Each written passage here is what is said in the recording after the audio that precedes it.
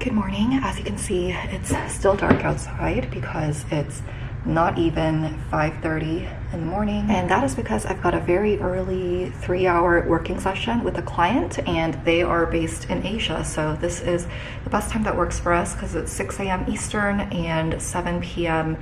their time. I haven't ever worked with a client that is based in this far of a time zone from us, so this is an interesting experience. But basically we're at the beginning of the project, so this is a design session, and for this 3-hour session, which we would normally do in person, we'll be gathering content and data and working through that with the client. I wish I could show you like my screen setup, but unfortunately can't share that information.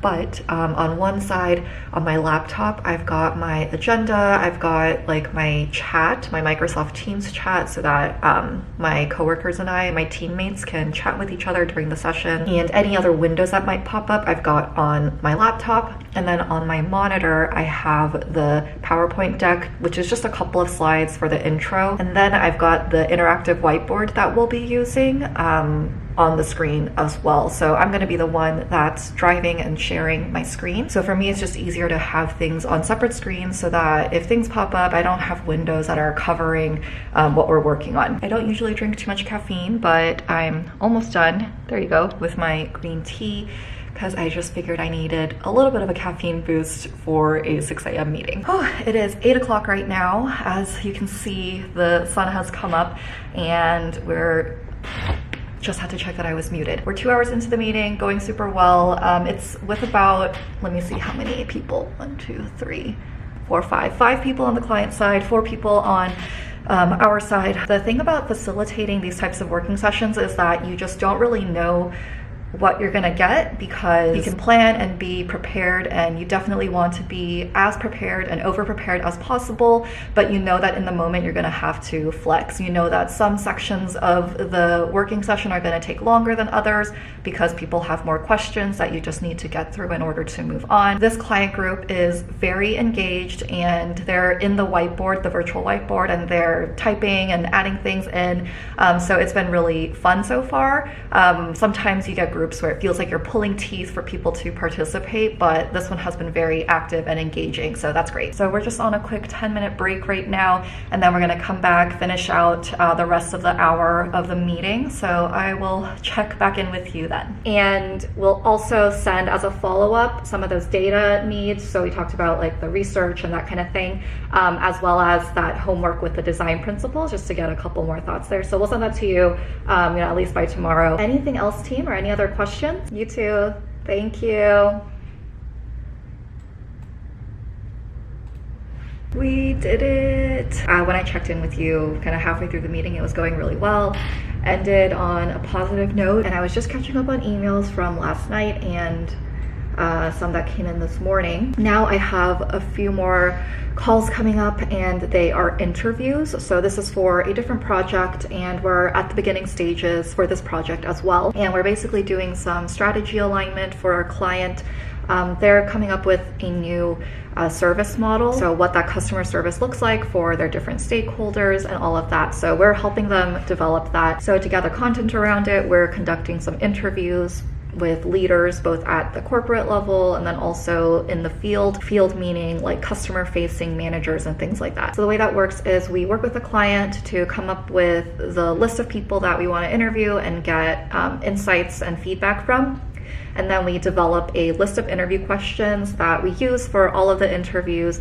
It's mostly a guide. We do follow it pretty closely, but often when we do these interviews, we discover things that we didn't know, because you don't know what you don't know unless you ask. So we start out with a list of questions, like a template, and conduct these interviews. Usually we conduct them in pairs, just so that one person can be leading the interview and asking follow-up questions, and the other person can focus on taking detailed notes. So we have like 15 interviews scheduled over the next 2 weeks before the holidays, and our first 2 are today, and I'm going to be leading the first one, and then my teammate is going to be taking notes, and then we're going to switch for the second one, just so we can divide the work a little bit. I really like the interview process because this is when you can really learn a lot, and you know, with consulting, you work with a lot of different industries, and you do start to learn more about certain ones that you end up working in more often. But this one is a bit of a newer industry to me, so obviously I've been doing my own research and also reading through content that the client has already provided to us, but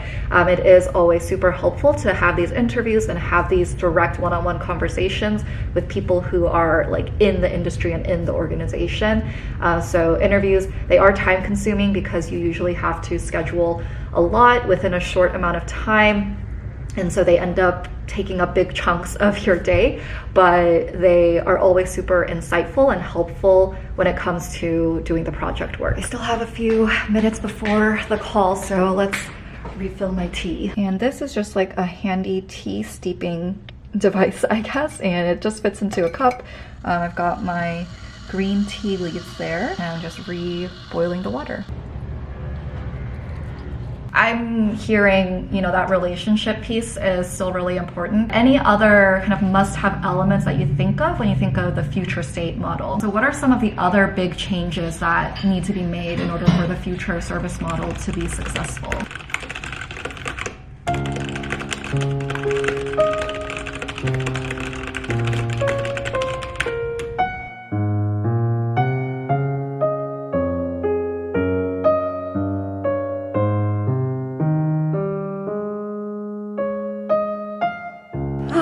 Just taking a little rest because it is 4:30.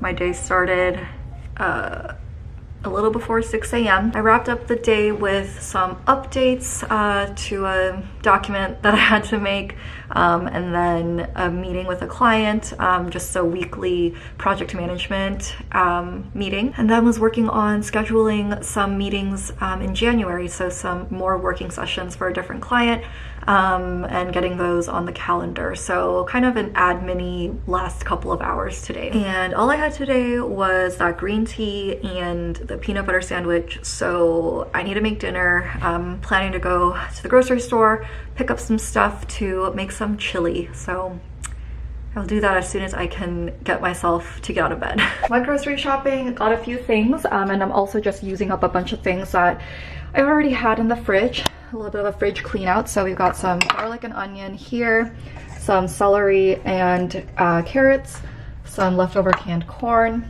a jalapeno. We've got some kidney beans, chopped tomatoes, tomato paste, and then some spices here. And then also have some chorizo and ground beef. This beat is my recital.